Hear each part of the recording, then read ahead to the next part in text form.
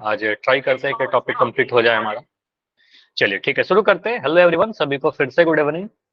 तो जैसा आप सभी को पता है, एपी पढ़ रहे थे हम लोग, अर्थमेटिक प्रोग्रेशन या फिर समांतर श्रेणी, आपका चैप्टर नंबर 5।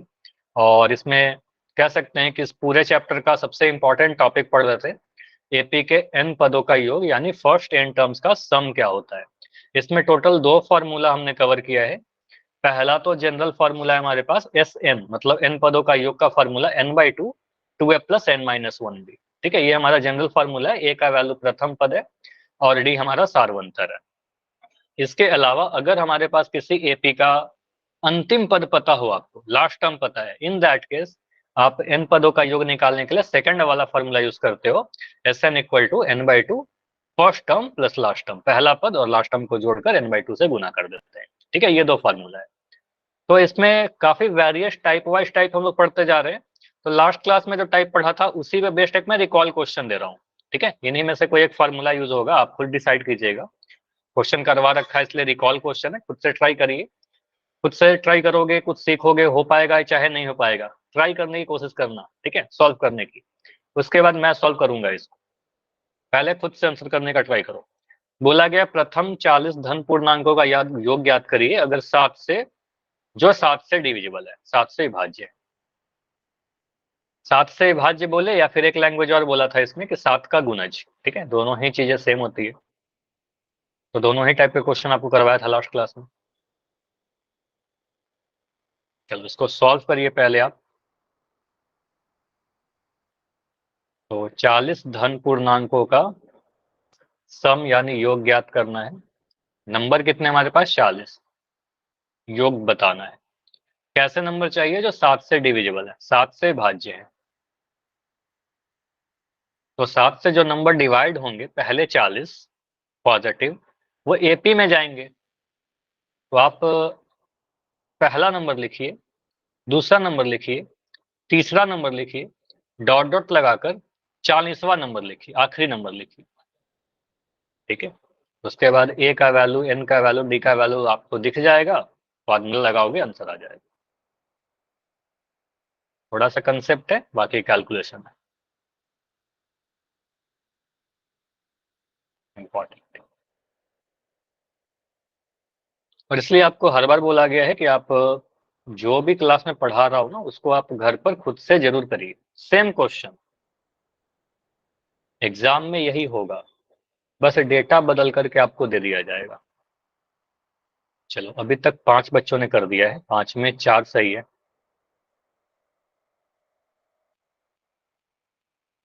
देखिए 2870 आएगा, 5740 आएगा, 8750, यह 11480। मैं वेट कर रहा हूँ, सभी लोग सॉल्व करिए।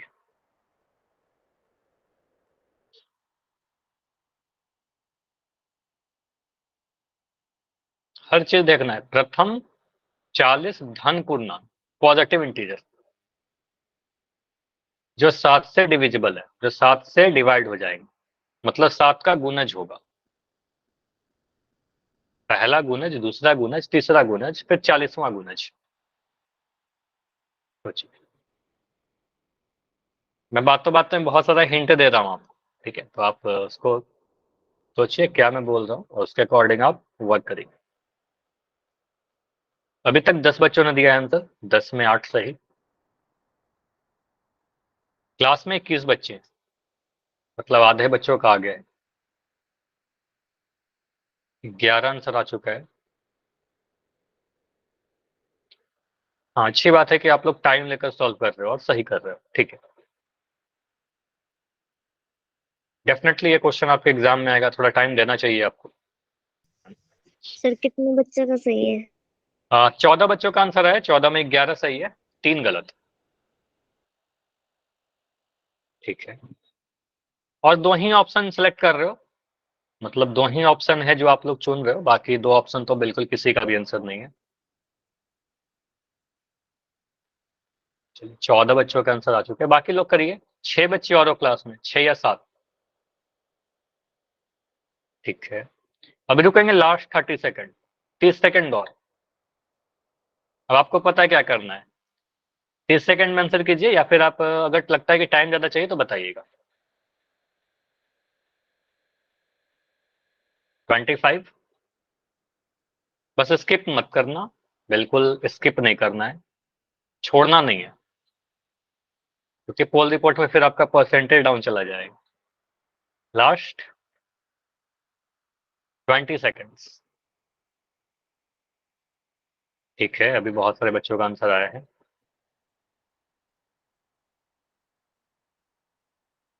लास्ट 15,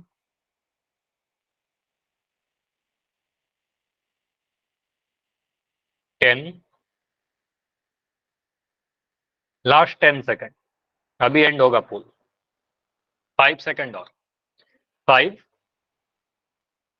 4, 3, 2, 1। चलो पोल को एंड करें। अभी पोल को मैं एंड कर रहा हूँ, इस क्वेश्चन को डिस्कस करते हैं। देखो देखो यहाँ पर मैंने इतना जो टाइम दिया, ठीक है, अभी के लिए आप इतना टाइम दीजिएगा, धीरे धीरे करके प्रैक्टिस करोगे और टाइम रिड्यूस हो जाएगा। ठीक है, इतना टाइम नहीं लगेगा इस क्वेश्चन करने के लिए, बहुत आसान सा क्वेश्चन है। ये हो सकता है कि 2 नंबर में पूछ ले, हो सकता है कभी 4 नंबर में पूछ ले, लेकिन 4 का चांस कम है, 2 नंबर में पूछेगा। ठीक है, तो बोला क्या गया है, 40 धन पूर्णांकों का योग ज्ञात करिए जो 7 से डिविजिबल है, मतलब 7 से भाज्य है। तो 7 से डिवाइड कौन कौन सा नंबर होंगे, जो 7 का गुणज होगा, जो 7 के टेबल में आता है। तो ऐसा कौन सा नंबर है, पहला नंबर जो 7 से डिवाइड हो जाएगा, जो पॉजिटिव है, बताइए पहला गुणज बताओ। शायद 7। 7। तो आपको 7 से डिवाइड होने वाला जो पहला नंबर होगा वो 7 ही होगा सर। ठीक है, पॉजिटिव में 7 से डिवाइड होने वाला दूसरा नंबर जो होगा 7 गुना 2 14 हो जाएगा, दूसरा नंबर 7 गुना 2। तीसरा नंबर क्या हो जाएगा, 7 या 21। ठीक है, तो ये पहला गुणज है, ये दूसरा गुणज है, ये तीसरा गुणज है जो 7 से डिवाइड हो रहा है। ठीक है, 7 या 21। इस तरीके से मुझे कितने नंबर चाहिए, तो इस तरीके से मुझे 40 नंबर चाहिए, 40 नंबर चाहिए। तो मुझे बताओ आखिरी वाला नंबर क्या होगा, 7 का, हाँ 280 होगा, 7 का 40वां गुणज। तो देखो तीसरे पे क्या लिखा, 7 गुना 3, दूसरे पे 7 गुना 2, तो 40वां नंबर जो होगा वो 7 गुना 40 होगा, मतलब यहाँ पे आ जाएगा आपका 280। तो यहाँ से आप कह सकते हो सर ये जो एपी बन रहा है, आप ऐसा लिख करके आप अपने एग्जाम में एक एरो लेकर के आप बोल दीजिएगा सर ये एक एपी में है। ठीक है, अर्थमेटिक प्रोग्रेशन में। अब यहाँ पर मुझे क्या क्या दिख रहा है, बहुत ही क्लियर है कि सर यहाँ पर पहला पद मुझे दिख रहा है 7, मुझे 7 के साथ दिख रहा है कि डी का वैल्यू कितना है, 14 में से 7 घटाएंगे या 21 में से 14 घटाएंगे 7 आएगा, क्योंकि 7 का गुणज लिख रहे हैं, तो डिफरेंस भी 7 का ही आएगा, अंतर भी 7 का ही आएगा। अब एन का वैल्यू कितना है बताइए, एन कितने हैं, पदों की संख्या कितनी है, 40, क्योंकि 40 नंबर ले रहे थे, तो ये पहला पद है, दूसरा है, तीसरा है, ये वाला 40वां पद है, 40वां गुणज था। तो आपको सर एन का वैल्यू यहाँ पर 40 आएगा, जो भी यहाँ पर है वही रहेगा। और यहाँ पर आप कह सकते हो सर निकालना क्या है, S40 निकालना है। अच्छा लास्ट टर्म पता है क्या आपको, आखिरी वाला पद 40वां पद पता है आपको, 280। ठीक है, 280 लास्ट वाला टर्म। ठीक है, अब यहाँ से आपको फॉर्मूला बहुत आसान है, आप कहेंगे सर एस एन का फार्मूला कौन सा, पहला फार्मूला कि दूसरा फार्मूला, बताओ। सर दूसरा वाला, क्योंकि लास्ट टर्म पता है, आखिरी पद पता है, दूसरा फार्मूला। तो यहाँ पर बोलेंगे n/2, ऐसे ही याद कर लो कि लास्ट टर्म पता है तो सेकंड फार्मूला a+l। ठीक है, कुछ ऐसा कर दीजिए। S40 का होगा सर 40वां पद, 40 पद का योग निकालना है, S40 निकालना है हमें। 40/2, पहला पद कितना है आपका, पहला पद 7 है, और लास्ट टर्म कितना है आपका, पहला पद तो 7 लिख दिया, लास्ट टर्म आपका 287। 287 सॉल्व करिए, 2 से 40 को काटोगे कितने बार में कटेगा, अच्छा सर लास्ट 280 है, सॉरी सॉरी 280 है, जोड़ करके 287 आएगा। यहाँ पर बोलोगे सर 280 लिख दीजिए, लास्ट टाइम 280 था आपका। 2 से काटोगे सर ये 20 बार में आएगा, और 280 और 7 को जोड़ेगा तो यहाँ पर 287 मिलेगा, 287 मिलेगा। इन दोनों को गुना करिए, आपका आंसर रेडी हो जाएगा। 287 को आप अगर 2 से गुना करोगे तो 7 गुना 2, 7 दूनी 14 का 4 हासिल 1, 8 दूनी 16 1 17 का 7 हासिल 1, 2 दूनी 4 1 5, 574 आ गया। एक जीरो यहाँ से आ गया 20 के बाद जो था, 2 के बाद जो था। ठीक है, 20 में तो 5740 आ रहा है ना। तो आपका आंसर कितना बनेगा, ऑप्शन नंबर बी हमारा आंसर आएगा। समझ में आया, बाकी सारे आंसर यहाँ पे गलत आ रहे हैं, बाकी तो आपका आएगा ही ना, आप सॉल्व करोगे तो कोई आएगा ही नहीं, यही आएगा आपका। समझ में आया, तो 5740 इंपॉर्टेंट है 2 मार्क्स के लिए। ठीक है, 4 मार्क्स में भी आ सकता है, लेकिन चांस कम है, ज्यादा चांस है कि 2 नंबर में आएगा। ठीक है, इस क्वेश्चन में सारा चीज दिया रहता है। ऐसे क्वेश्चन और भी किए थे, सारे क्वेश्चन को आप प्रैक्टिस करते जाइएगा, प्रैक्टिस लिख लीजिएगा और अपने कॉपी में एक बार टाइप वाइज बनाकर लिखते चलिए। ठीक है, अब इसके जैसा एक क्वेश्चन और हमने लास्ट क्लास में किया था, जहां पर मतलब इस फॉर्मूला पे बेस्ड एक क्वेश्चन और किया था, जहां पर एस एन का फॉर्मूला यूज करके, जैसे ये फॉर्मूला लिखा हुआ था S N equal to N by two और two A plus N minus one, ये फॉर्मूला का यूज करके हमने एन का वैल्यू कैलकुलेट किया था। एन का वैल्यू क्या होगा, याद आया? कुछ नंबर दे करके बोला गया था कितने पद ले लें कि उनका योग 78 हो जाए या 72 हो जाए। ठीक है, तो उसी टाइप का क्वेश्चन जो आपके एग्जाम में पूछे गए वो क्वेश्चन डिस्कस करते हैं, क्वेश्चन को समझते हैं। और यहाँ पर ये क्वेश्चन है आपका, ये आपके एग्जाम में 2020 का क्वेश्चन पूछा हुआ है हरियाणा बोर्ड में। थोड़ा कैलकुलेशन होगा, जब भी ऐसा क्वेश्चन आएगा आप इसको देखिए कैसे अप्रोच लीजिएगा, समझना। अभी लिखने की कोशिश मत करो, अभी आप ध्यान से समझो, मैं सब चीज बता रहा हूँ। यहाँ पर एक एपी क्वेश्चन को पढ़ते ही मुझे दिखा सर एपी दिया गया है समांतर श्रेणी, पहला पद 9 है, 17, 25 ऐसे बढ़ रहा है एपी। इसके कितने पद लिए जाएं ताकि उनको जोड़ेंगे तो 636 आ जाए, पदों का योग 636 है। अब हो सकता है सर 5 पदों का योग 636 हो सकता है सर 20 पदों का योग 636 हो सकता है सर 18 पदों का योग 636 हमें नहीं पता, हमें एन का वैल्यू बताना है। ठीक है, तो क्वेश्चन को भी समझना है हमें। तो बताइए क्या क्वेश्चन समझ में आ रहा है सभी को कि कितने पद हो जाए, कितना पद लें कि यहाँ पर योग 636 मतलब योग दे रखा है। इस क्वेश्चन को मैं थोड़ा अपने लैंग्वेज में लिख रहा हूँ। ठीक है, ऐसे आप लिखिए, क्या हम सॉल्यूशन लिख करके ऐसा बोल सकते हैं सर यहाँ पर ए का वैल्यू जो दे रखा है पहला पद वो 9 है। इट इज क्लियर कि पहला पद सर 9 है, ए लिखते हैं। बहुत ही जल्दी से हम ये बता सकते हैं कि सर डी का वैल्यू कितना है, आप लोग बताइए। सारवंतर 8 सर। 8, 17 में से 9 घटाओगे आपको 8 मिल जाएगा, इसमें कोई परेशानी है नहीं। ठीक है, 17 में से 9 घटाएंगे तो सर यहाँ पर 8 मिल गया, मतलब डी का वैल्यू हमारा 8 आ रहा है। ठीक है, यहाँ पर आपको बोला गया है कि माना हमने कि n पदों का योग 636 है, नहीं दे रखा है तो कुछ मानना पड़ेगा ना, कि मान लेके सर n पदों का योग 636 है, अब n का वैल्यू नहीं पता। तो अगर n पदों का योग 636 है तो क्या हम ऐसा लिख सकते हैं सर एस एन का वैल्यू दे रखा है 636 और आपसे n का वैल्यू निकालने के लिए बोला जा रहा है, यही क्वेश्चन है क्या?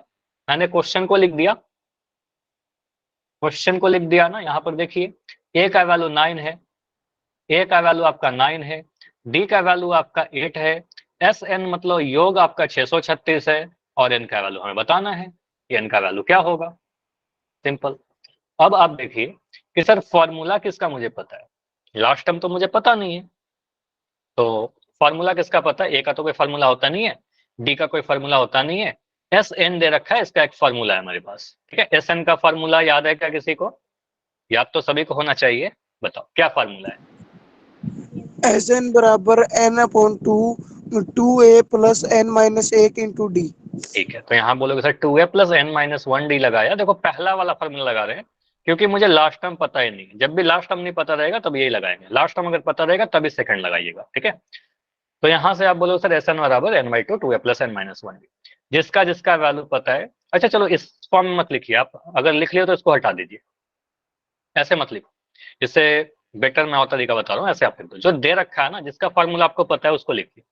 एस एन का वैल्यू 636 ऐसे लिख दो। ठीक है, आपको सर देख दिया क्या गया, गिवन है आपका एस एन इक्वल टू 636, इससे डायरेक्ट आपका इक्वेशन बन जाएगा। ठीक है, 636 यहीं पर आप फार्मूला लगाओ इसके नीचे। ठीक है, तो इसका फार्मूला लगाओगे एन बाई टू, जो फार्मूला था आपका वही वाला, 2a plus N minus one D है, सेम चीज, बस लिखने का तरीका थोड़ा बदल गया। तो यहाँ पर डायरेक्ट आपका एक समीकरण बन गया 636।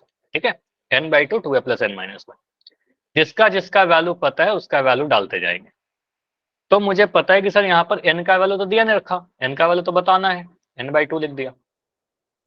2a, a का वैल्यू 9 है आपका, 2 से गुना करिए तो लिख देंगे sir 2 into 9 plus n minus one, n का वैल्यू नहीं पता, n माइनस वन लिखा। d का वैल्यू कितना है? 8 है, d का वैल्यू आपका 8 है, बराबर 636। कहीं पर भी अगर डाउट हो तो बिल्कुल माइक ऑन करके बहुत जल्दी से पूछ लीजिएगा। ठीक है, कैसे कर दिया सर, अगर डाउट है तो। n बाई टू लिखा, 2 गुना 9 कितना होगा, 2 गुना 9 आपका 18 हो जाएगा, 9 दूनी 18। ये जो है 8, क्या हम ऐसा लिख सकते हैं n-1 इंटू 8 जो है, फिर इसको जब खोलेंगे तो यहाँ पर क्या होगा, 8 इससे भी गुना होगा, बनेगा आपका 8n, और 8 इससे गुना होगा तो बनेगा माइनस का 8। क्लियर है सभी को, 8n माइनस 8 बनेगा। तो मैं यहाँ पर लिख दूं 8 n से गुना हो रहा है तो बन रहा है 8n, -1 से गुना हो रहा है बन रहा है माइनस का 8। साइड में आपको बता दिया कि मैंने क्या किया वहां पर, 636। देखो मैं चाहूं ना तो यहाँ पर आप ऐसा कंफ्यूज मत कर देगा कि सर यहाँ पर जो 2 है इसको हम गुना कर सकते हैं क्या 636 से, बिल्कुल गुना कर सकते हैं, 2 जाकर के 636 से गुना हो जाएगा, लेकिन मैं नहीं कर रहा अभी, अभी मैं वेट कर रहा हूँ, देखते हैं ब्रैकेट के अंदर क्या आता है, ठीक है, अभी मत गुना करिएगा। तो यहाँ पर लिखोगे n/2, अब ब्रैकेट के अंदर देखो क्या आ रहा है, ये जो आपका 8n है प्लस का, उसको मैंने लिख दिया 8n, 18 में से 8 घटा कर क्या मिलेगा, 18 माइनस 8, तो क्या आपका प्लस का 10 मिलेगा, 18 में से 8 घटाएंगे सर प्लस का 10 मिलेगा, ठीक है, बड़ा नंबर का साइन लगाएंगे। अब यहाँ पर 8n प्लस 10 मिल गया और ये 636 है आपका। अब यहाँ पर देखिए क्या आपको दिख रहा है सर, यहाँ पर 8 आया जो कि सम संख्या है और यहाँ पर 10 आया जो कि सम संख्या है, यहाँ पर बाहर में 2 है, अगर ये मैं 2 को अंदर ले जाऊं तो वो 8n/2 बनेगा प्लस 10/2 बनेगा, दोनों ही कट जाएगा ना। इसमें से अगर एक भी विषम संख्या रहेगा तो मैं 2 को गुना नहीं करूंगा अंदर में, मैं दाएं तरफ ले जाऊंगा, 636 से गुना कर देंगे, ठीक है। लेकिन यहाँ पर सम संख्याएं हैं तो आप क्या करिएगा, इसको समझिएगा, यहाँ पर n/2 लिखा हुआ है क्योंकि यही मैं करने वाला हूँ अगले स्टेप में, बराबर 636। तो क्या हम ऐसा कर सकते हैं, सर ये जो 2 है ये n इंटू 1/2 है, तो 1/2 जब अंदर जाएगा तो वो क्या बनेगा, 8n/2 प्लस 10/2। मुझे बताओ ये समझ में आ रहा है सभी को, ये वाला स्टेप क्लियर है।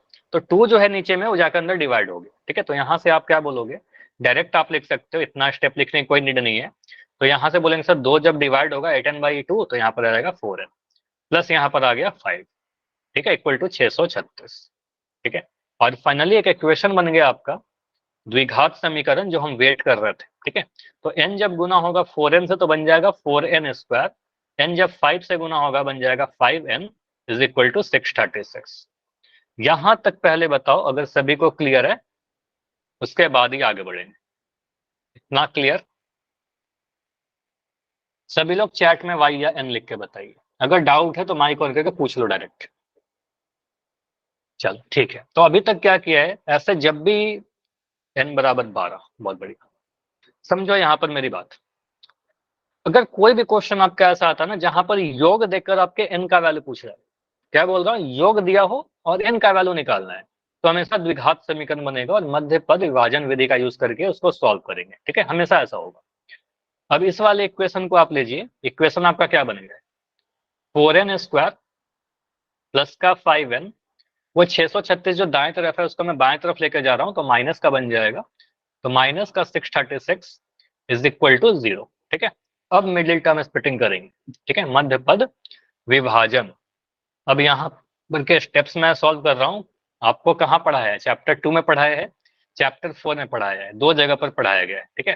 तो 4 को आप गुना करिएगा 636 से, कितना मिल रहा है, अच्छा गुना मत करना यहाँ पर कि आप गुना करके नंबर बड़ा करिए, देखो 4 को 636 से गुना करेंगे कुछ नंबर आएगा, कुछ तो आ जाएगा, उसी को हमें ब्रेक करना है कुछ ऐसे कि घटा करके ये जोड़ करके 5 आ जाए। मुझे बताओ मैंने कुछ पढ़ा है आपको, घटा करके 5 लाओगे कि जोड़ करके 5 लाओगे, सर घटा करके। घटा करके, क्योंकि यहाँ पर नेगेटिव का नंबर है, ठीक है, नेगेटिव नंबर है तो घटा करके लाएंगे, ठीक है।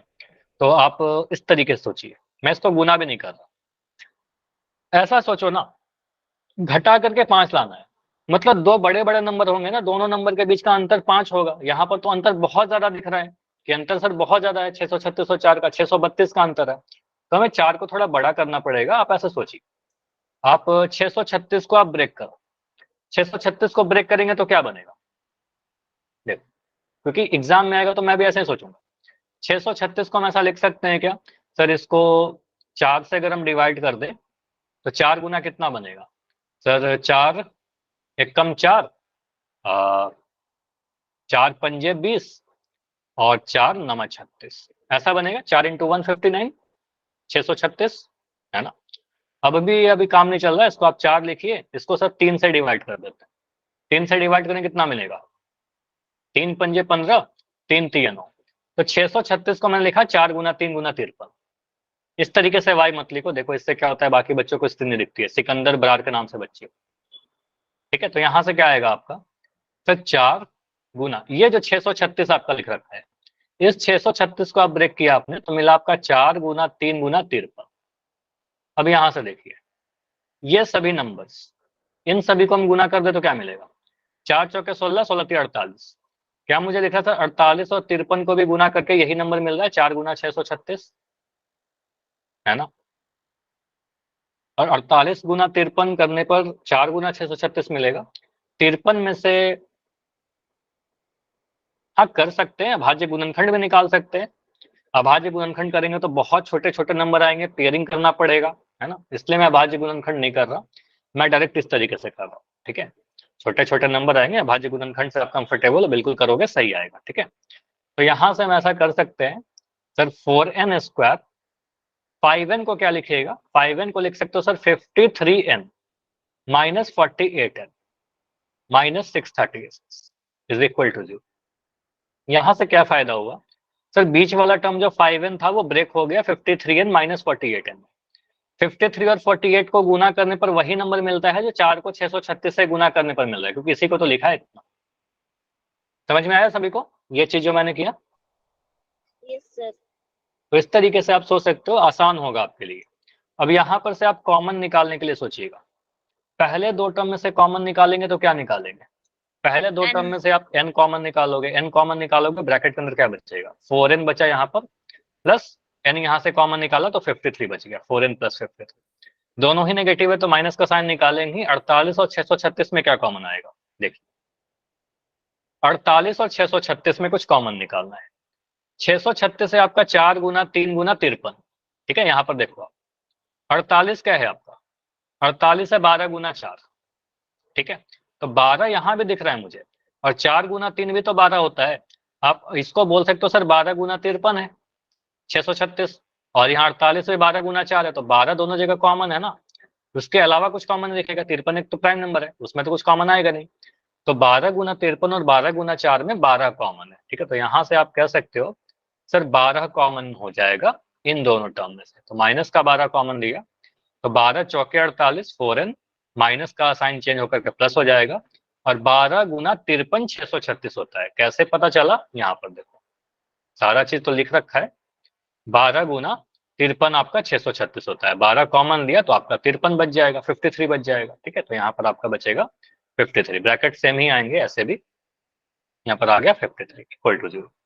अब यहाँ पर ध्यान से देखोगे तो 4n प्लस 53 यहाँ भी है, 4n प्लस 53 यहाँ भी है, तो 4n प्लस 53 को आप कॉमन लोगे, 4n प्लस 53, बस इसको प्रैक्टिस कर लीजिएगा, ठीक है। कैलकुलेशन है और कुछ नहीं है, n minus 12 is equal to 0, ऐसे आ गया।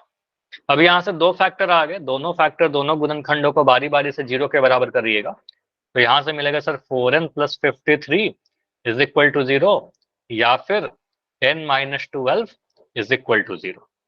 अगर 4n प्लस 53 0 के बराबर है तो 4n का वैल्यू कितना आएगा, माइनस का 53, और n का वैल्यू आएगा माइनस 53 बाई n। ये पॉसिबल लगता है क्या आपको, बताओ? No sir. 53 बाई n नहीं, सॉरी 53 बाई 4, ठीक है। तो एक सेकंड, 53 बाई 4, तो आपको सर ये तो एक भिन्न संख्या आ गया या फिर एक नेगेटिव नंबर आ गया, तो ये पॉसिबल नहीं है, तो आपको सर ये रिजेक्ट हो जाएगा, कट लगा दीजिएगा, सर ये नहीं होगा। तो क्या होगा, n का वैल्यू कभी नेगेटिव या भिन्न नहीं आ सकता, पदों की संख्या, n का वैल्यू कितना आएगा, 12 आएगा।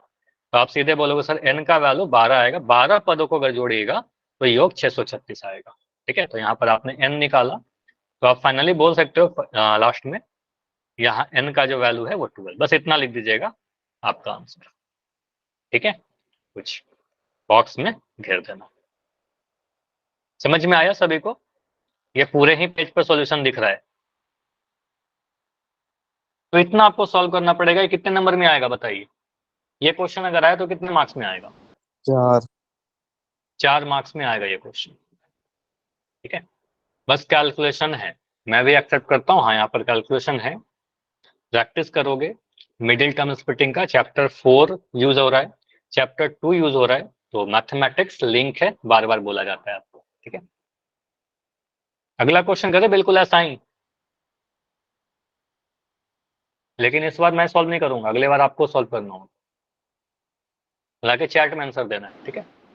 चलिए, तो अगला क्वेश्चन है आपका, लिख लिया ना सभी ने, इसको लिखा सभी ने या स्क्रीनशॉट लिया? Yes sir.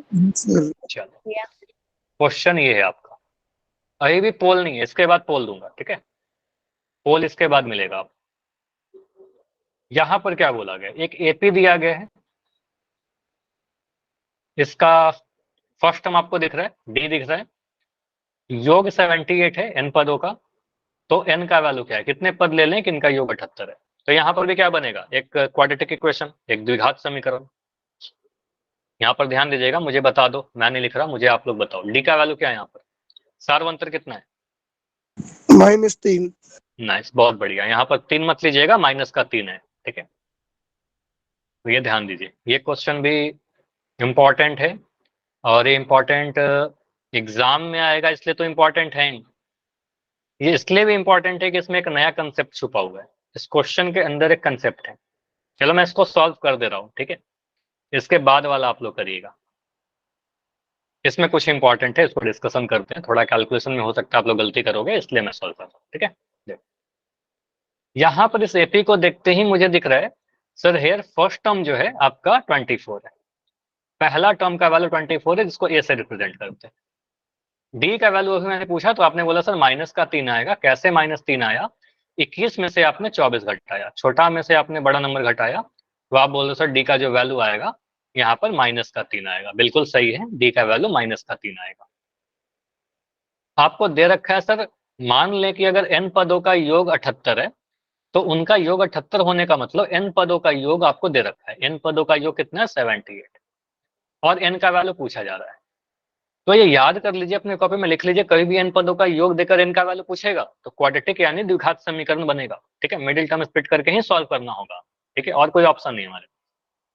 तो सॉल्व कीजिए, देखिए यहाँ पर आप क्या बोलोगे, सर फॉर्मूला किसका लगाएंगे, वही आपको उसे जो दे रखा है उसको आप लिखिए पहले, एस एन इक्वल टू 78, तो यहाँ से बोलेंगे सर एस एन का वैल्यू 78 आएगा, ठीक है। इसका फॉर्मूला लगाते हैं, n/2 2a plus n-1 into D, ठीक है, इसका वैल्यू कितना है 78 है। जिसका जिसका भी वैल्यू पता है हम भरते जाते हैं।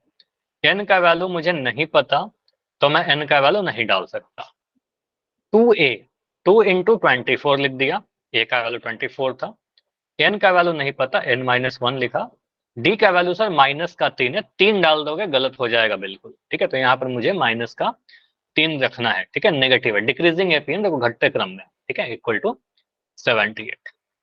उसके बाद अब यहाँ पर मैं सॉल्व कर रहा हूँ, n/2 है, 2 को 24 से गुना करेंगे, 24 गुना 2 आपको 48 मिल जाएगा। यहाँ पर देखिए प्लस का साइन है, लेकिन -3 से गुना करना है, ये वाला स्टेप इंपॉर्टेंट है, ठीक है, ये वाला जो स्टेप मैं लिख रहा हूँ इंपॉर्टेंट है, ध्यान से देखिए, यहाँ पर गलती कर सकते हो, इंपॉर्टेंट क्यों बोलता हूँ, क्योंकि छोटा छोटा गलती होने की चांस है। ये -3 है, मुझे बताइए -3 जब n से गुना होगा तो क्या देगा,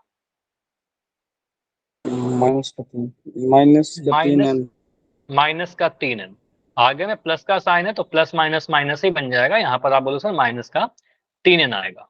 ये जब -3 जब 1 से गुना होगा तो क्या मिलेगा, -3 इंटू -1, -3 इंटू -1, प्लस का 3 हो जाएगा, दोनों माइनस माइनस कैंसिल हो जाएंगे ना, माइनस माइनस प्लस हो जाएगा, तो -3 जब -1 से गुना होगा माइनस माइनस प्लस बन जाएगा, तो यहाँ पर लिख दोगे +3, ठीक है, इज इक्वल टू 78। सभी को क्लियर है क्या, ये जो मैंने किया, यहाँ पर कुछ भी डाउट है तो पूछ लीजिए, क्लियर है? चलो इसको फिर से कर लो, देखो यहाँ पर जो -3 है ना, इसको ध्यान से देखना, ये -3 है, माइनस के, चलो मैं साइड में इधर लिखता हूँ, n-1 इंटू -3, ऐसे करें तो -3 को गुना करेंगे इससे तो क्या बनेगा, -3n बनेगा, और -3 जब -1 से गुना होगा तो क्या बनेगा, माइनस माइनस प्लस बन जाएगा, और यहाँ पर 3 आ जाएगा, तो -3n + 3 बनेगा, तो वही लिख दिया मैंने, -3n + 3। अभी क्लियर, बताओ? Yes sir.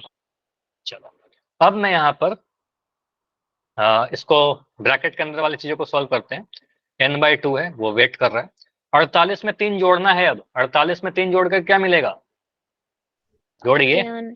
51 माइनस 3n, ठीक है, इज इक्वल टू 78।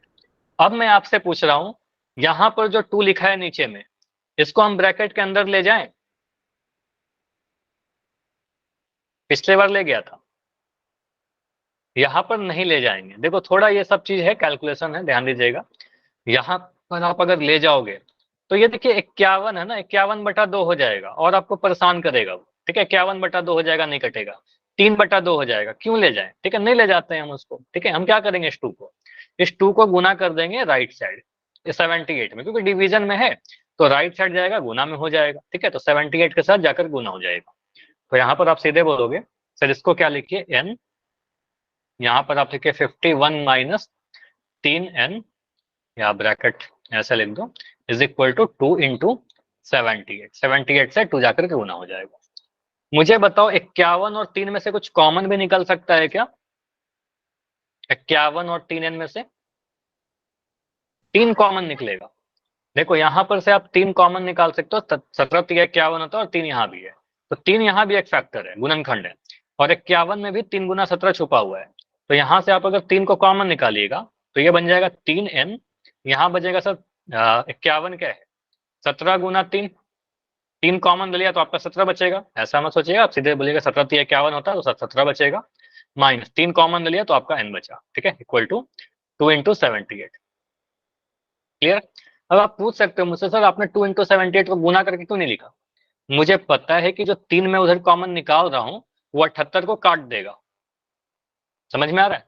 जो 3 कॉमन निकाल रहा हूं 78 को काट देगा, ठीक है। तो आप उसको कैंसिल कीजिए यहाँ पर, ठीक है। तो आप क्या करिए, 3 से काटिए, 3 दूनी 6 और 3 छक 18। तो क्या हम ऐसा लिख सकते हैं, ये जो आपका आया final n, 17 minus n is equal to 26 गुना 2, 52। यहां तक सभी को क्लियर है तो यस लिख के टाइप करो। अगर कोई भी डाउट है डेफिनेटली आप माइक ऑन करके पूछिए मुझसे। सर हाँ जी बताइए। ये 17 कैसे है? 17 कैसे आया, चलो यहाँ पर एक्सप्लेन करता हूँ 17 कैसे आया। आप मुझे बताओ, मैं आपसे क्वेश्चन पूछ रहा हूँ, उसका आंसर दीजिए, आपको समझ में आ जाएगा। अगर मैं कभी लिख रहा हूँ 25 माइनस, चलो 25 की जगह पर मैं लिखता हूँ यहाँ पर 30 माइनस 5n। यहाँ पर मुझे बताओ कि 30 और 5 में कुछ कॉमन ले सकते हैं क्या? Yes sir. क्या कॉमन आएगा? नहीं, जो डाउट पूछे थे ना वो बच्चे मुझे बताइए, जिनका डाउट था, किसका डाउट था? हाँ माइक ऑन कर लो, कोई बात नहीं है, माइक ऑन करो। तो 5। ठीक है, 5 कॉमन आएगा। आपको पता है सब 30 भी, 5 के टेबल में 30 भी आता है, 5 के टेबल में 5 भी आता है, 5 कॉमन आ जाएगा, 5 कॉमन लीजिएगा। अब मुझे बताओ यहाँ पर 30 में क्या बचेगा 5 कॉमन लेने के बाद? 6। 6, 5 छक 30 माइनस ये 5 कॉमन ले ले तो आपका n बचा। ये समझ में आ गया छोटा सा क्वेश्चन? Yes sir. बस यही चीज किया है वहां पर। आपका लिखा हुआ था 51, लिखा हुआ था 51 माइनस 3n। अब यहाँ पर मुझे पता है कि 17 गुना 3 51 होता है। ये छोटा नंबर था तो आपको टेबल याद था। अब यहाँ पर बड़ा नंबर है तो 17 का टेबल भी याद रखिएगा। 17 गुना 3 51 होता है, 3 इसके अंदर छुपा हुआ है ना, 51 क्या है, 17 गुना 3। तो इसमें भी 3 है और यहाँ भी 3 है, 3 मैंने कॉमन लिया तो 17 3 51, 17 बचा, 3 यहाँ से कॉमन आ गया, n बच गया। समझ में आया 17 कैसे आया? Yes sir. चलो ये एक हो गया। और कोई डाउट इसके अलावा किसी का भी? No sir. ठीक है, अब यहाँ से आगे बढ़ते हैं। अब इसको आप सॉल्व करोगे, क्वाड्रेटिक आएगा और यहाँ क्वाड्रेटिक को सॉल्व करेंगे, हमारा आंसर आ जाएगा। लेकिन मैं क्वेश्चन इतना डिटेल में क्यों एक्सप्लेन कर रहा हूँ, क्योंकि यहाँ पर लास्ट में मुझे एक कंसेप्ट बताना है और बड़ा। कंप्लीट पेज अभी तो सॉल्व करने दो पहले इसको, अभी पूरा पेज नहीं आ पाएगा एक पेज पर, ठीक है। पहले इसको सॉल्व कर लेता हूँ फिर दिखाता हूँ, ठीक है। चलो, कोई डाउट है क्या संगम इसमें कहीं पर भी? चलो, तो यहाँ से अभी तक आपका क्या है, वही मैं क्वेश्चन लिख रहा हूँ, n बराबर 17 माइनस है, n into 17 minus n equal to 52। अब यहाँ से आप बोलोगे sir 17n minus n square is equal to 52, ठीक है। अब यहाँ से आपका n स्क्वायर वाला टर्म नेगेटिव आ गया, तो एन स्क्वायर वाला नेगेटिव आ गया ना, तो सभी को आप दाएं तरफ लेकर चले जाइए, एन स्क्वायर पॉजिटिव हो जाएगा। तो यहाँ से आपका बन जाएगा 0 बराबर ये एन स्क्वायर उधर जाएगा प्लस का एन स्क्वायर, 17n उधर जाएगा तो माइनस का 17n, और 52 उधर था ही, पॉजिटिव ही रहेगा प्लस का 52। तो हमारा एक इक्वेशन क्या बन रहा है, N square minus 17n plus 52 is equal to 0। अब मुझे बताइए यहाँ पर प्लस का 52 है, प्लस के 52 को हम कैसे ब्रेक करें कि जोड़ करके 17 आ जाए, बताओ। 52 को कैसे तोड़ोगे आप, 13 चौके 52, ठीक है, 13 और 4 को जोड़ने पर 17 मिल जाता है, बहुत बढ़िया। तो बस आप इक्वेशन को सॉल्व करिए, तो यहाँ पर आपका क्या मिलेगा, एन स्क्वायर, लेकिन आपको सर 13 प्लस 4 करने पर तो 17 मिलेगा ना, मुझे तो माइनस का 17 चाहिए, तो माइनस का 17 के लिए -13 -4 कर दीजिए, दोनों ही नेगेटिव को जोड़ेगा, नेगेटिव मिल जाएगा। तो यहाँ से आपका मिल जाएगा सर माइनस का 13n माइनस का 4n प्लस का 52, ठीक है। मिडिल टर्म स्प्लिट है जो चैप्टर 2 का है, चैप्टर 4 का है। n कॉमन लोगे तो आपका मिल जाएगा n माइनस 13, यहाँ से -4 कॉमन लिया तो n, माइनस कॉमन ले लिया तो साइन चेंज कर लेगा, माइनस का 13 इज इक्वल टू 0। यहाँ से दो ब्रैकेट सेम दिख रहे हैं मुझे, n माइनस 13 यहाँ भी है, तो n माइनस 13 दोनों में से कॉमन ले लिया तो आपका बच रहा है n minus 4 is equal to 0। दो फैक्टर आ गए। अब यहाँ पर बड़ा अजीब सा सिचुएशन आ रहा है मेरे पास कि सर n माइनस 13 का वैल्यू 0 हो रहा है, या फिर हम कह सकते हैं सर n माइनस 4 का वैल्यू 0 हो रहा है। मतलब n का वैल्यू 13 भी आ सकता है और n का वैल्यू 4 भी आ सकता है। अब अभी तक आपने कुछ ना कुछ एक रीजन बोलकर एक आंसर को रिजेक्ट कर दिया था आपने, यहाँ पर आप रिजेक्ट कर पाओगे, आप दोनों आंसर लोगे या कोई एक आंसर लोगे, क्या लोगे आप? दोनों सर। दोनों लेंगे? एक आंसर। हाँ, द्विघात सूत्र से भी सॉल्व कर सकते हैं, लेकिन द्विघात सूत्र से सॉल्व करने में क्या होगा कि थोड़ा कैलकुलेशन लंबा हो सकता है, ठीक है।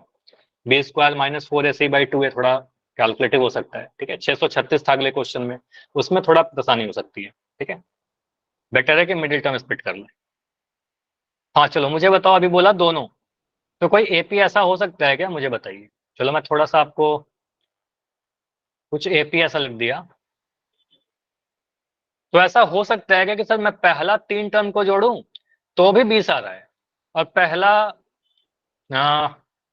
ये कितना टर्म हो गया, 7 टर्म को जोड़ें तो भी 20 आ रहा है, ऐसा हो सकता है क्या?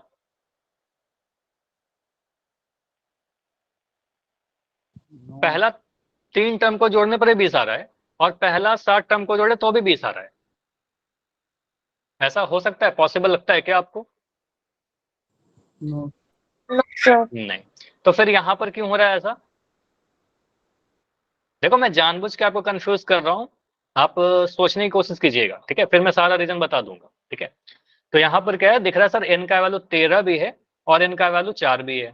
अब हम रिजेक्ट भी नहीं कर सकते, हमारे पास मजबूरी है, अगर कुछ नेगेटिव आता तो रिजेक्ट कर देते। मान लो माइनस का 13 आता, बोलते -13 नहीं होता सर, 13/5 आता, बोलता सर भिन्न नहीं होता सर। कुछ रिजेक्ट करने के लिए रीजन बताओगे ना। अगर मैं बोलता हूं आपको कि आप किसी चीज के लिए डिस्क्वालीफाई होते हैं तो आपको रीजन बताना पड़ेगा ना कि ये रीजन है, ऐसे थोड़ी डिस्क्वालीफाई कर देंगे किसी को, ठीक है। तो यहाँ बताना पड़ेगा, लेकिन अब हमारे पास कोई रीजन ही नहीं है, मुझे भी नहीं समझ में आ रहा, आप क्या करें, समस्या हो गया ना। अब हमें ये भी लग रहा है कि सर ऐसा भी नहीं हो सकता कि सर पहले 3 टर्म को जोड़ कर 20 हो जाए और पहले 5 टर्म को भी जोड़ करके 20 हो जाएगा, ऐसा कैसे होगा, ठीक है। चलो तो अब इस समस्या का समाधान मैं बताता हूँ। देखो क्या समाधान है। पहला समाधान ये है कि आपके पास कोई रीजन नहीं है रिजेक्ट करने का, तो आप बोलो दोनों ही आंसर लेंगे, ठीक है, क्योंकि रिजेक्ट करने का कोई रीजन ही नहीं है, नेगेटिव होता भिन्न होता तब बोलते ना। तो आप सीधे बोलेगा सर हमारा जो आंसर होगा n बराबर 13 और n बराबर 4 दोनों ही आंसर होगा। सॉल्यूशन निकल गया ना, एक सॉल्यूशन निकल गया, मैं रीजन भी बता रहा हूँ कि सर दोनों ही आंसर होंगे। अब यहाँ पर से मैं बताता हूँ दोनों क्यों है आंसर, ठीक है। और ये इंपॉर्टेंट है, समझ लीजिएगा, आपके भले एग्जाम में नहीं पूछेगा इतना डिटेल में क्यों है, लेकिन ये जानना जरूरी है आपको, ठीक है, क्यों है ऐसा। जैसा मैं बोल रहा था ना कि पहले 4 टर्म को जोड़ने पर 20 हो रहा है, पहले 5 टर्म जोड़ने पर 20 हो रहा है, होता है वैसा, जैसे यहाँ पर देखिए। हाँ जी बताइए साहिब। बताऊं सर कैसे होगा ये? हाँ जी बताओ। सर क्योंकि ये घटते क्रम में है तो ये माइनस का होगा, तो सर वो प्लस माइनस से माइनस हो जाएगा। वेरी गुड, यहाँ पर ये घटते ऐसा तभी होगा देखो चलो आपने बता दिया तो मैं यहाँ पर एक रीजन बता देता हूँ। ऐसा आंसर आपका तभी आएगा जब आपका एपी घटते क्रम में हो, ठीक है। जब डिक्रीजिंग एपी हो, जब डी का वैल्यू नेगेटिव आएगा ना, हमेशा दो आंसर आएगा, ठीक है, हमेशा दो आंसर आएगा। अब क्यों होता है इसको थोड़ा हम लोग फिजिकली समझ लेते हैं। देखो मैं एपी लिख देता हूँ, क्या क्या आंसर आया आपका। सर पहले 4 टर्म को जोड़ेगा तो भी आपका 78 आ जाएगा, पहले 13 टर्म को जोड़ेगा तो भी 78 आएगा। चलो मैं लिख के देखता हूँ अपने आंसर को, मुझे लग रहा था कि नहीं मेरा आंसर गलत है, मैं वेरीफाई करूंगा, ठीक है। मैथमेटिक्स की यही खूबसूरती है कि आप लिखकर चेक कर लीजिए कि आपका आंसर सही आ रहा है कि गलत आ रहा है। आपको सर कितना नंबर लिखना पड़ जाएगा, थोड़ा मेहनत कर लेते हैं, हालांकि आपके एग्जाम में नहीं आएगा लेकिन मेहनत कर लेते हैं, ठीक है। टोटल 13 पद आएंगे ना, चलो मैं 13 पद लिख देता हूँ आपके लिए। 4 5 6 7 8 9 10 11 12 13, यही 13 टर्म आएंगे। स्टार्ट कहाँ से हो रहा है, आपका स्टार्ट हो रहा है 24 से, 24 के बाद 21 हुआ, 21 के बाद क्या आ रहा है 18 आ रहा है, 18 के बाद बताओ क्या आएगा मुझे। 15 कितना आ रहा है, 3 का चल रहा है ना डिफरेंस, 3 का, तो 15 आएगा। 15 के बाद क्या आएगा 12 आएगा, 12 के बाद क्या आएगा 9 आएगा, 9 के बाद क्या आएगा बताओ 6 आएगा, 6 के बाद आपका 3 आएगा, 0 आएगा, 0 में से 3 घटाएंगे क्या आएगा -3। -3, -3 में से 3 घटाएंगे क्या आएगा -6। -6, -9, -12। अब देखिए आप 4 टर्म को जोड़िए, पहले 4 टर्म को जोड़ करके देखो, अपने अपने कॉपी में सभी लोग जोड़ेंगे, 24 से 11 18 और 15 को जोड़िए, कितना आ रहा है बताओ, जोड़ कर देखो, 24 से 11 18 15 78 आ रहा है, पहले 4 टर्म ओनली, यस सर। 78 आ जाएगा। सभी ने जोड़ा ना, मैं नहीं कर रहा, इतना तो आप कर सकते हो, 24 21 18 15 को जोड़ेंगे 78 आएगा। हम इन 13 पद को जोड़ेंगे तो क्या आएगा, देखो 13 पद को जोड़ोगे तो भी 78 आएगा, क्योंकि आपको पता है सर जब भी इनको जोड़ेंगे ना क्या होगा यहाँ पर मैजिक, कि सर ये वाला 12 इस -12 से कैंसिल हो जाएगा, सभी को जोड़ेंगे तो ये वाला प्लस का 9 इस -9 से कैंसिल हो जाएगा, ये 6 जो है इस -6 से कैंसिल हो जाएगा, ये -3 इस 3 से कैंसिल हो जाएगा। अब जब प्लस वाला नहीं माइनस वाला तो कैंसिल हो गया, तो आपको क्या दिख रहा है सर 13 टर्म को जोड़ेंगे तो बचेगा यही सारा, जिंदा तो यही 4 बच रहा है ना, तो आंसर तो आपका अभी 78 ही आ रहा है, बाकी तो एक दूसरे से लड़के का तो खत्म हो गया। समझ में आ रहा है, तो पहले 4 टर्म को जोड़ा तो भी 78 मिला, पहले 13 टर्म को जोड़ा तो भी 78 मिला। क्लियर हुआ कि ऐसा क्यों आंसर आ रहा था। यस। तो इसके बारे में डिटेल में ना आप क्लास 11th में जब जाओगे तो बहुत डिटेल में पढ़ोगे। अभी के लिए बस इतना ध्यान रखिए कि हाँ ऐसा होता है। कब होता है, जब आपका डी कैसा हो, सार्वंतर कैसा हो, नेगेटिव, ठीक है, ऋणात्मक, या फिर एपी कैसा हो, घटते क्रम, ठीक है, डिक्रीजिंग एपी होगा तब ऐसा होगा, एन का वैल्यू 2 आएगा। चलो पॉजिटिव में कभी नहीं आएगा। तो ये पूरा क्वेश्चन का इतना आपको एग्जाम में नहीं करना, ये जो मैंने करके दिखाया ना आपको नहीं करना है, आप बस बोल दीजिएगा। अगर आपसे कोई एग्जाम में मान लो कि पूछ ले कि कारण भी बताइए, तो कारण में आपको क्या लिखना चाहिए, कारण में आपको बस इतना लिख देना चाहिए कि यहाँ डी का वैल्यू नेगेटिव है इसलिए ऐसा हो रहा है, ठीक है, इसलिए दो वैल्यू पॉसिबल, ठीक है, बोल देना। अगर पूछता तो नहीं है, लेकिन अगर कोई पूछ ले तो बता दीजिएगा, आपके लेवल पर आप इतना बता दीजिएगा डी नेगेटिव इसलिए ऐसा हो रहा है। समझ में आया। अभी पोल में क्वेश्चन पूछो, तो इतना कैलकुलेशन करने के लिए रेडी हैं। चलिए तो बिल्कुल मैं क्वेश्चन पूछ रहा हूँ आपके लिए, और क्वेश्चन है आपका ये, इसमें बहुत ज्यादा कैलकुलेशन नहीं आएगा लेकिन कैलकुलेशन तो है ही, ठीक है। चलो 3 5 7 9 के कितने पद लिए जाएं ताकि उनका योग 120 हो जाए। चलो ट्राई करो इसको, कितने पद लोगे कि योग 120 हो जाए। तो आज का दूसरा पोल है ना, एक रिकॉल हुआ और ये सेकंड क्वेश्चन। टाइम लेके करो, अभी आपका बहुत टाइम है, इस क्वेश्चन में आप जितना टाइम बोलोगे मैं उतना टाइम दे दूंगा। एपी आपका दे रखा है 3 5 7 9, पहला पद आपको दिख रहा है, डी का वैल्यू आपको दिख रहा है, योग आपको दे रखा है। चलो क्वेश्चन को मैं थोड़ा अपने लैंग्वेज में इस फॉर्म में लिख दे रहा हूँ। ए का वैल्यू आप कह सकते हो सर 3 है, डी का वैल्यू आप कह सकते हो सर यहाँ पर 5 है, सॉरी 5 कह रहा हूँ, डी का वैल्यू आपका 5 में से 3 घटाओगे तो 2 मिल जाएगा, ठीक है। उसके बाद आप कह सकते हो n पदों का योग कितना दे रखा है, 120 दे रखा है, n का वैल्यू आपको बताना है। देखें इन चारों में क्या आएगा, 8 पदों का योग, 10 पदों का योग, 12 पदों का योग या 15 पदों का योग।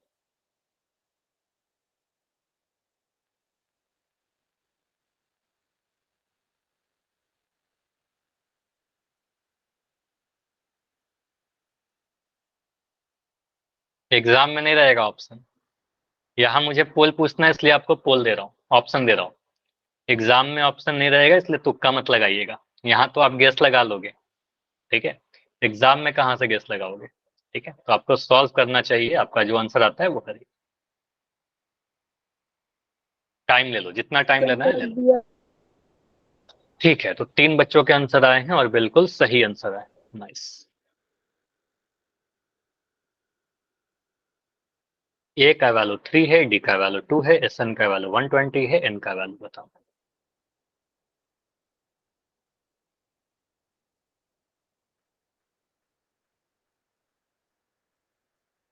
और एक पॉइंटर या नोट बनाकर लिख सकते हो, कभी भी अगर पदों का योग देकर एन पूछा जाए तो द्विघात समीकरण बनाएंगे, ठीक है। द्विघात समीकरण बन जाएगा, ऑफ कोर्स बन जाएगा।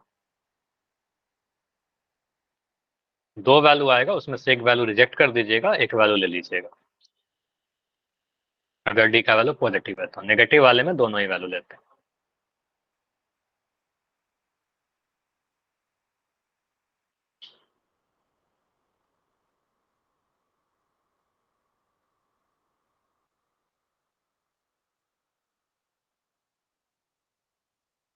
चलो आप लोग सॉल्व करो, अभी मैं बैठा हुआ हूँ, आराम से करो। और जिनका हो गया बस वेट करिए, क्योंकि ये क्वेश्चन आपको पता है थोड़ा है इसमें कैलकुलेशन, तो अभी कम बच्चों के आंसर आए हैं, जैसे ही आंसर आएंगे फिर डिस्कस करेंगे, ठीक है। टाइम लेते हैं इसमें।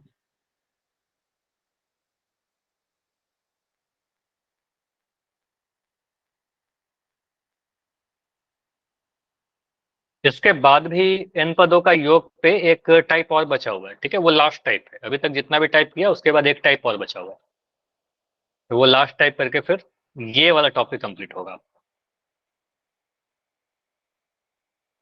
चलो अभी तक 7 आंसर आए हैं, धीरे धीरे करके आप लोग आंसर कर रहे हो, अच्छी बात है। और साथ में 6 आंसर सही है, ये अच्छी बात है। टाइम लेके कर रहे हैं और सही कर रहे हैं, ठीक है। तो हर बच्चा अपने अकॉर्डिंग, अपने कैलकुलेशन के अकॉर्डिंग आप करिए। सर अभी 8 तक आंसर आए। एक गलत। हाँ एक गलत हुआ है, बाकी सभी का सही है। Yes, 9 sir. आंसर आ चुका है। वही ना, हर बच्चे की अलग स्पीड होती है, कोई बच्चा पहले कर ले रहा है, कोई बच्चा बाद में कर रहा है। तो अभी तो आप सीख रहे हो तो टाइम लीजिए, फिर धीरे धीरे प्रैक्टिस करके आप भी स्पीड कर लोगे, है ना। ठीक है, 10 आंसर आए, आधे बच्चों का आंसर आ गया, क्लास में 50% बच्चों का आंसर आ गया। चलो इस क्वेश्चन के लिए और मैं टाइम दे रहा हूँ 1 मिनट, क्योंकि अगर 50% बच्चे कर चुके हैं तो यहाँ पर इतना समय काफी है, लेकिन फिर भी 1 मिनट और लेते हैं। 1 मिनट में इसको एंड करके फिर डिस्कस करेंगे। हाँ आपको पता है आपका क्या करना है, ट्राई करना है कि 1 मिनट में कर लें, और नहीं होता है तो फिर माइक ऑन करके बताइएगा। गेस तो कहीं मत करिएगा कि टाइम खत्म हो रहा है तो गेस कर दें, ऐसा मत करिए।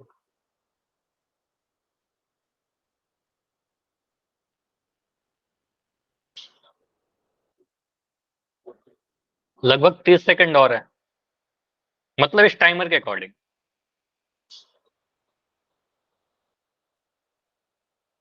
हाँ जी, 20 सेकंड और। किसी को और टाइम चाहिए क्या, कोई सॉल्व कर रहा है बच्चा जिसको चाहिए कि और समय दे। टाइम चाहिए सर।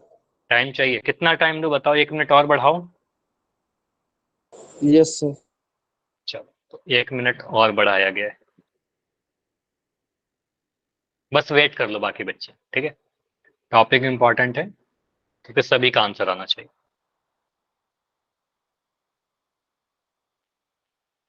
और अगर इतने टाइम में अगर नहीं हो पाता है, इन दैट के साथ फिर अब चैट में लिख दीजिएगा, ठीक है।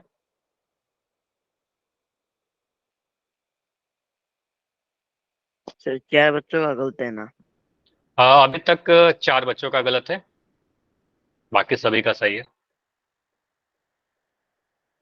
ठीक है, ये क्वेश्चन में अगर आप सही गलत जो भी है आप करिए, ठीक है। गलती से आप सीखोगे, हो सकता है छोटा सा आप सॉल्व सही किए होगे, कहीं पर कैलकुलेशन में गलती कर दी है, ठीक है। तो धीरे धीरे करके आप सीखते जाओगे, कोई प्रॉब्लम नहीं। कुछ क्वेश्चन होते हैं बहुत ही सिंपल, कुछ क्वेश्चन होते हैं जहाँ पर कुछ कैलकुलेटिव है, ठीक है। तो मैं कभी ऐसा नहीं बोलता कि सभी को सही आएगा, है ना, कभी ऐसा नहीं होता कि सभी लोग सही करेंगे, है ना। गलतियां होंगी, गलतियों से सीखिएगा। चलो अभी एंड करें इसको। चलो लास्ट 5 सेकंड और रुक रहे हैं। 5 4 3 2 1। चलो इस पोल को मैं एंड कर रहा हूं और अभी देखते हैं इसका आंसर क्या आता है। तो इस सारी चीजें मिटा रहा हूँ, क्वेश्चन को आपको पता है कि आपके एग्जाम में आएगा, कोई भी ऑप्शन नहीं रहेंगे आपके पास, ऑप्शन हटा दिया, ठीक है। क्वेश्चन ऐसे रहेंगे, कुछ भी गेस नहीं करना है हमें, ठीक है। अब यहाँ पर क्या होगा, आपको एक एपी दे रखा है, एपी का ए बताइए जल्दी से मुझे, पहला टर्म क्या है बताइए। 3 है, पहला टर्म 3 दिख रहा है सर। डी का वैल्यू कोई परेशानी नहीं है, 5 में से 3 घटा करके 2 बोल दिया। मुझे पता है एन पदों का योग 120 है, मान लेते हैं कि एन पदों बोला गया कितने पद है, तो एन पद ले लीजिए ना। तो एन पदों का योग कितना है 120। आपसे पूछा जा रहा है कितना एन था आपका, ठीक है। फार्मूला में आप पुट करिए, फार्मूला लगाइए, कोई बात नहीं, जिनका गलत हो गया कोई इशू नहीं है, आप अभी फोकस करिए सीखने पर, ठीक है। तो एस एन का वैल्यू कितना है, एस एन का वैल्यू 120, ठीक है, एन पदों का योग। फॉर्मूला क्या है आपका, N by two, 2a plus N minus 1 into ली, ठीक है, इंटू ली बराबर 120। यहां से आप वैल्यू पुट करते जाइए। एन का वैल्यू नहीं पता, नहीं रखते सर। 2a, 2 इंटू 3, ए का वैल्यू 3 था, डाल दिया। एन का वैल्यू नहीं पता, नहीं रखिए। डी का वैल्यू कितना है आपका, डी का वैल्यू 2 है, रख दिया बराबर 120, ठीक है। अभी मैं 2 को उधर नहीं ले जाऊंगा गुना करने, अभी मैं वेट करता हूँ। इसको गुना करते हैं, 2 गुना 3 कितना आता है, 6 आता है। यहाँ पर 2 जब गुना होगा तो बनेगा 2n माइनस 2, ये बन गया 2n माइनस 2, ठीक है, इज इक्वल टू 120। इसको आगे सॉल्व करते हैं तो आपका आएगा n बाई 2, ये आ रहा है देखो 2n, तो मैंने 2n लिख दिया, 6 में से 2 घटाएंगे, 6 माइनस 2 है तो प्लस का 4 आ रहा है, ठीक है। और ये दोनों ही सम संख्या दिख रहे हैं। अब मुझे बताइए ये जो 2 है, मैं इसको 120 से गुना कर दूं कि अंदर लेकर चले जाऊं, सर अंदर लेकर चले ब्रैकेट के अंदर ले जाएंगे तो पता है कि वो कट जाएगा, ज्यादा आसान हो जाएगा मेरे लिए, ठीक है। मैं तो उसको 120 से गुना करके बड़ा करने जाऊं, ठीक है। तो आपको पता है एन रखिए, 2n बाई 2 कितना होगा, एन आ जाएगा, 2n को 2 से डिवाइड करेंगे, 4 को 2 से डिवाइड करेंगे तो आपका बन जाएगा 2n प्लस 2 आ गया बराबर 120, ठीक है।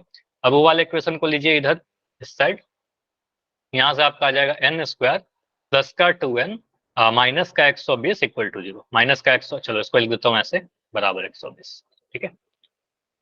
अब 120 को उधर लेकर जाइए तो यहाँ से आपका बन जाएगा एन स्क्वायर प्लस का 2n minus 120 is equal to 0। अब 120 तो बहुत जल्दी दिख रहा होगा आपको, 120 कैसे ब्रेक करेगी, घटा करके 2 आ जाए, बताइए। 12 गुना 10, 12 गुना 10 120 होता है ना, 12 में से 10 घटाएंगे तो 2 आ जाएगा, ठीक है। तो यहाँ पर आपको पता सर एन स्क्वायर प्लस का 12n minus 10n minus 120 equal to 0। N common लीजिएगा पहले दो टर्म में से, पहले दो टर्म में से एन कॉमन लिया तो एन प्लस 12 बच रहा है। बाकी 12 वाले दो टर्म में से कॉमन लिया आपने माइनस का 10, तो क्या बच रहा है, 10 माइनस 10 कॉमन लिया तो एन प्लस 12, 12 दहा 120 बराबर 0 आ गया। एन प्लस 12 दोनों जगह पर दिख रहा है मुझे, तो एन प्लस 12 कॉमन लिया, कुछ नहीं कर रहे हैं, बार बार हम लोग वही कर रहे हैं, मिडिल टर्म से। तो N minus 10 is equal to 0। तो एन का वैल्यू क्या आ जाएगा, एन प्लस 12 0 होगा या फिर एन माइनस 10 0 होगा। यहां से बोलेंगे सर एन का वैल्यू 10 आएगा या फिर एन का वैल्यू माइनस का 12 आएगा। अब दोनों ही आंसर ले सकते हैं क्या, दोनों पॉसिबल नहीं है ना, नेगेटिव कैसे लेंगे। तो पदों की संख्या नेगेटिव नहीं हो सकती, पद नेगेटिव हो सकते हैं, पदों की संख्या नेगेटिव नहीं होती, ठीक है, माइनस 12 पद नहीं होती। तो हम कहेंगे सर एन का वैल्यू 10 लेंगे, हमारा आंसर आ जाएगा। इसको आप काट दीजिएगा एग्जाम में कि ये पॉसिबल नहीं है, या लिख दीजिएगा असंभव मान है। तो एन का वैल्यू 10 होगा, पदों की संख्या कितनी हो जाएगी, 10 हो जाएगी। तो ऑप्शन तो ठीक है, हमारा ऑप्शन नंबर बी आ जाएगा। ऑप्शन उतना इंपॉर्टेंट नहीं है आपके लिए, इंपॉर्टेंट है ये सॉल्यूशन, ठीक है, ये सॉल्यूशन इंपॉर्टेंट है जो अभी आपको लिखा है। चलो अभी दिख रहा है सारा, हाँ जी बताइए सर अनुज। अगर सर हम इस 2 को 120 की तरफ ले जाएंगे तो भी यही उत्तर आएगा। 2 को 120 की तरफ ले जाएंगे तो चलो आपने पूछ लिया, मैं इसको लेकर चला जाता हूँ। देखो यहाँ पर था ना हमारा, इस वाले स्टेप को देखने से लिखने की जरूरत नहीं है, ठीक है मत लिखना। यहाँ पर से आते हैं n/2 और आपका लिखा हुआ था 2n+4 बराबर 120। चलो ले जा करके देखते हैं यहाँ से क्या आएगा। सर n इधर रहा, 2n+4 इधर रहा, 2 जाकर 120 से गुना हो गया और गुना होकर के बन गया 240। ठीक है, अब ये क्या बन रहा है सर, 2n² प्लस ये बन जाएगा 4n बराबर 240। यहाँ से आप अगर 2 कॉमन लोगे, 2n² और 4n में से अगर आपने 2 कॉमन लिया तो बच रहा है ना n² प्लस 2n बराबर 240।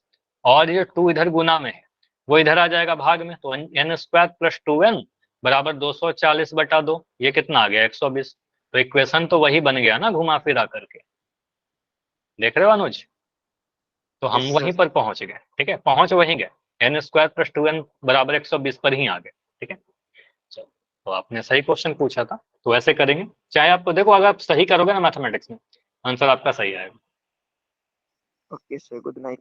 चलो ठीक है, इतना ही रखते हैं, हाँ इतना ही रखते हैं, इसके आगे और भी जो टाइप है वो अगले क्लास में कवर करते हैं।